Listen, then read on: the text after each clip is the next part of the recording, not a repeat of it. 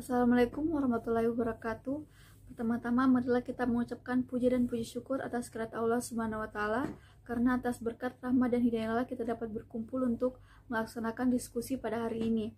Kami dari kelompok 1 akan mempresentasikan materi mengenai definisi, sejarah, dan fungsi zakat. Untuk materi pertama mengenai definisi zakat akan dijelaskan oleh saya sendiri. Kata zakat secara bahasa berasal dari kata zaka yasku zaka anwa zakwan yang berarti berkembang dan bertambah. Menurut Al-Azhari, sebagaimana yang dikutip oleh Yusuf Karhawi, yang berkembang bukan hanya harta dan kejiwaan orang kaya, tetapi juga harta dan kejiwaan orang miskin. Zakat juga digunakan untuk arti tahara atau suci, barokah, dan salah atau baik. Dalam Al-Quran surat At-Taubah ayat 103, Allah Subhanahu wa taala berfirman yang artinya, ambillah zakat dari sebagian harta mereka. Dengan zakat itu kamu membersihkan dan mensucikan mereka, dan berdoalah untuk mereka. Sesungguhnya doa kamu itu menjadi ketentraman jiwa bagi mereka, dan Allah Maha Pendengar lagi Maha Mengetahui. Zakat merupakan salah satu rukun Islam dan menjadi salah satu unsur pokok bagi tegaknya syariat Islam. Hal ini ditegaskan dalam sebuah hadis dari Ibnu Umar bahwa Rasulullah menyebutkan bahwa Islam dibangun di atas 5 tiang pokok, yaitu kesaksian bahwa tiada Tuhan selain Allah dan Muhammad Rasulullah, mendirikan salat, menunaikan zakat, berpuasa di bulan Ramadan, dan naik haji bagi yang mampu. Oleh sebab itu, hukum zakat adalah wajib fardu atas setiap muslim yang telah memenuhi syarat-syarat tertentu.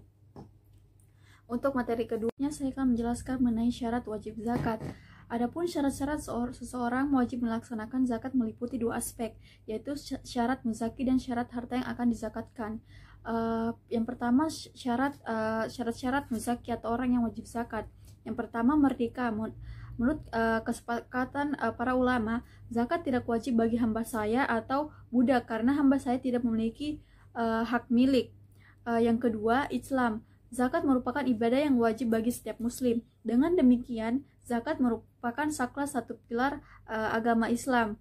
Dengan demikian, tidak diwajibkan atas orang-orang muslim ataupun orang kafir karena zakat adalah ibadah suci.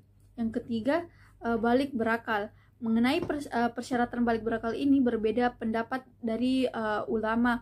Menurut pendapat ulama mazhab Hanafi, orang yang wajib zakat adalah orang yang telah balik dan berakal, sehingga harta anak kecil dan orang gila tidak wajib dikeluarkan zakatnya.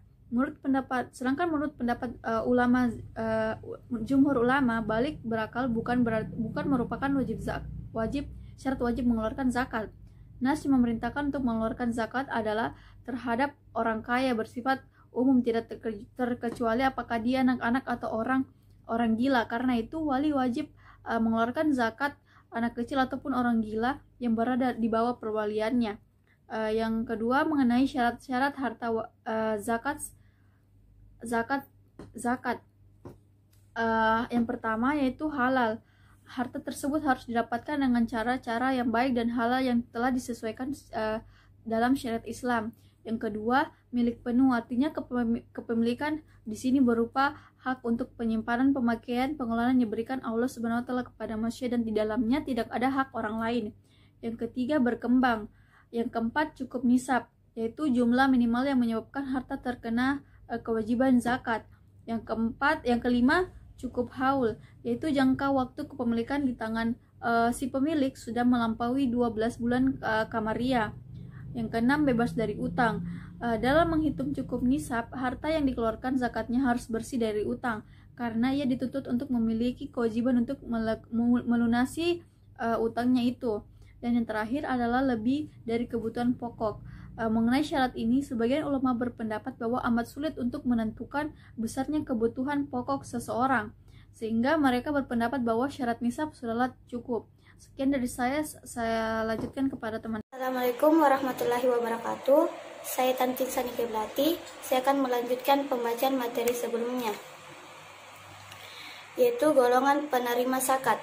Dalam Quran surah At-Taubah ayat 60 telah dijelaskan bahwa zakat harus didistribusikan hanya untuk 8 golongan, yang artinya sesungguhnya zakat-zakat itu hanyalah untuk orang-orang fakir, orang-orang miskin, pengurus-pengurus zakat, para mualaf, yang dibujuk hatinya untuk memerdekakan budak, orang-orang yang berutang, untuk jalan Allah, dan untuk mereka yang sedang dalam perjalanan, sebagai suatu ketetapan yang diwajibkan Allah, dan Allah Maha Mengetahui lagi Maha Bijaksana.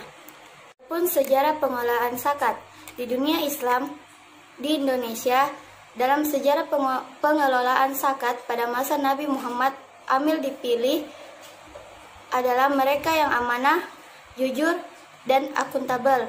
Zakat yang disalurkan jumlahnya sesuai dengan zakat yang masuk ke dalam Baitul Mal. Namun, karena pada awal kali memulai pengambilan zakat, pencatatan belum dilakukan secara rinci, penggunaan dana zakat langsung disalurkan kepada golongan mustahik. Seiring berjalannya waktu, pencatatan dan pembukuan dilakukan dengan baik. Selain di Baitul Mal, dana zakat juga dikelola langsung oleh amil di masing-masing daerah. Yusuf Al-Qardawi menjelaskan bahwa Rasulullah telah mengutus lebih dari 25 amil ke seluruh pelosok negara dengan pembawa perintah pengumpulan dana zakat, sekaligus mendistribusikan zakat sampai habis sebelum kembali ke Madinah. Pengelolaan zakat sebisa mungkin dilaksanakan secara merata agar seluruh masyarakat dapat merasakan kemakmuran yang sama, tidak kekurangan ataupun tidak kelaparan. Pembukuan zakat dicatat terpisah dengan pendapatan lainnya, seperti pendapatan pajak dan harta rampasan perang. Dibedakan pemasukan dan pengeluaran sesuai dicatat secara rinci dan jelas. Rasulullah juga berpesan kepada amil zakat untuk bertindak adil serta ramah kepada musaki atau orang yang membayar zakat maupun mustahik, orang yang menerima zakat. Dan sejarah awal zakat masuk ke Indonesia. Sejak kedatangan Islam di Nusantara pada awal abad ke-7 Masehi, kesadaran masyarakat Islam terhadap zakat pada waktu itu ternyata masih menganggap zakat itu tidak sepenting sholat dan puasa.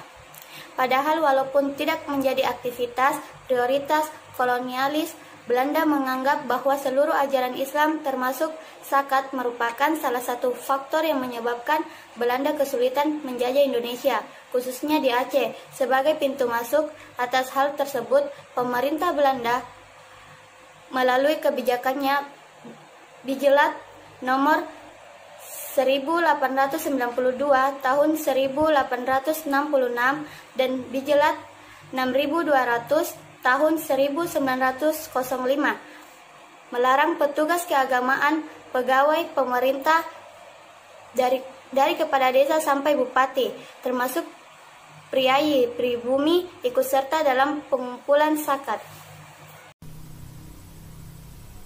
Baiklah, saya akan melanjutkan pemaparan materi dari kelompok kami. Selanjutnya yaitu manajemen zakat.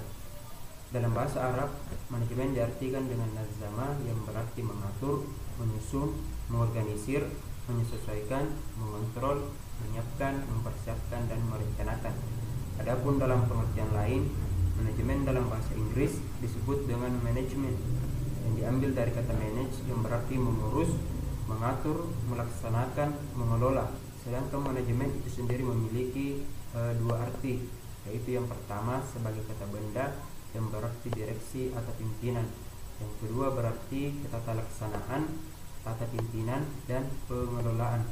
Adapun manajemen zakat dalam pengertian beberapa ahli yaitu proses perencanaan, pengorganisasian, pengarahan, dan pengawasan usaha-usaha per anggota organisasi dan penggunaan sumber daya organisasi lainnya agar mencapai tujuan organisasi yang telah ditetapkan.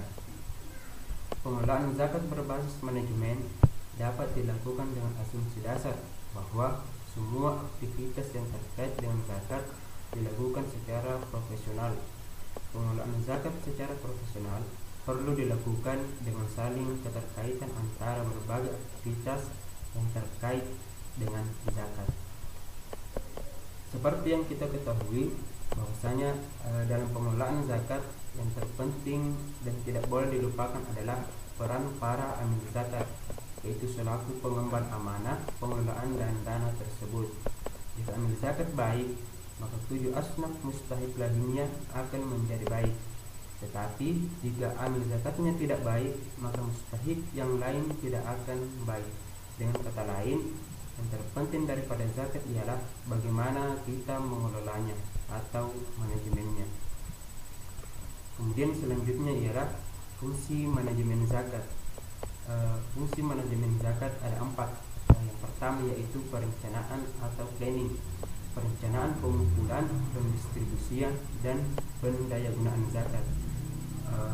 Perencanaan berkaitan dengan upaya yang akan dilakukan untuk mengantisipasi kecenderungan di masa yang akan datang dan penentuan strategi yang tepat untuk mewujudkan target dan tujuan organisasi.